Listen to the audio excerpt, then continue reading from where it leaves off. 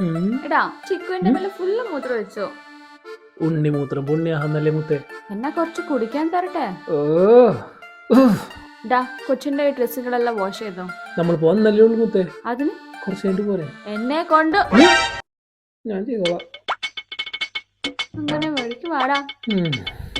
അല്ല ഈ ടീഷർട്ടൊക്കെ ആരെടുത്തേക്കും? ഞാൻ ഒന്ന് മാറും. ഈ റൂമും ബെഡും എന്റെയും കൂടിയാ. കുറച്ച് വഴി തരും. എന്റെ ഭാര്യക്ക് ചോക്ലേറ്റ് നീയാണല്ലേ. ഞാനെന്തിനാണ് ഇവിടെ നിൽക്കുന്നത്?